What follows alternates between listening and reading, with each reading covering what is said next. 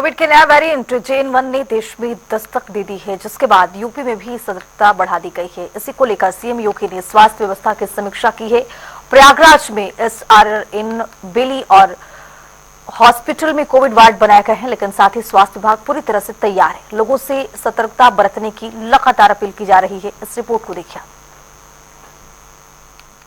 जहां भारत में एक बार फिर JN1 कोविड वेरिएंट ने दस्तक दे दी है और उसको लेकर अब जहां कॉलिन हॉस्पिटल में तैयारी पूरी कर ली गई है।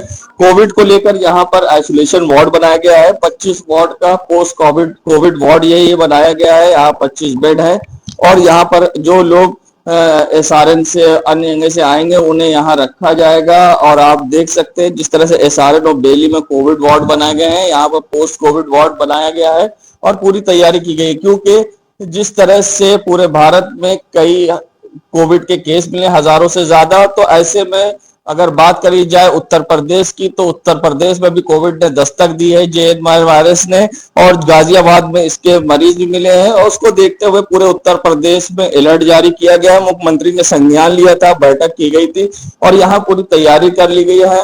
यहाँ पर स्टाफ भी है, हम उनसे बात कर लेते हैं। ये बताइए आपके यहाँ जो वार्ड है किस तरह से पोस्ट कोविड की तैयारी की गई है? पूरी तैयारी बहुत अच्छे तरह से हुई है। मेरे अधिकारी ने हम लोग को सूचना दे दी है, पूरी तैयारी है।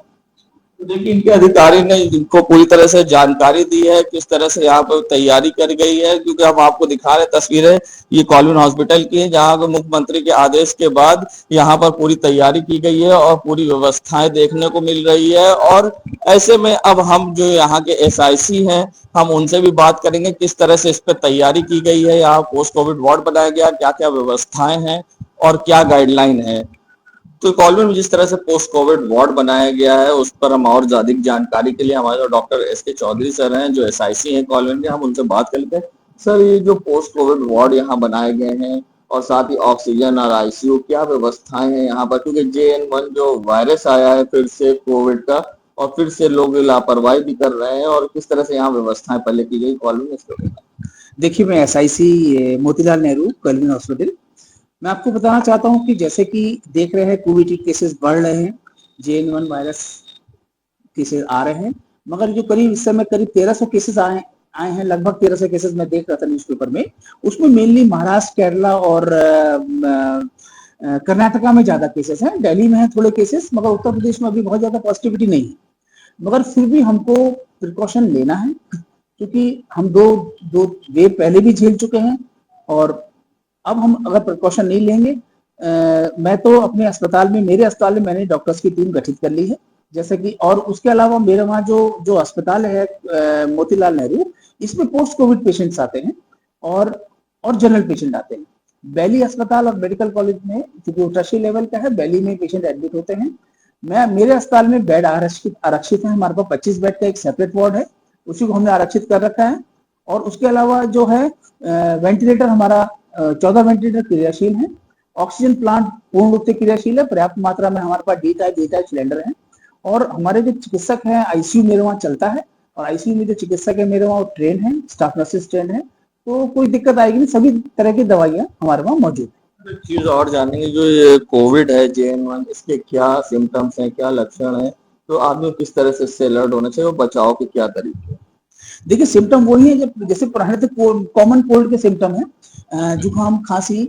और अगर मान लो पेशेंट्स को 4-5 दिन तक नहीं ठीक हो रहा तो वो चेक कराए, है ना। कॉमन जो सिम्टोमेटिक ट्रीटमेंट है वही पहले भी दिया गया था, अभी भी हम दे रहे हैं, मगर अभी कोई ऐसी पॉजिटिविटी है नहीं।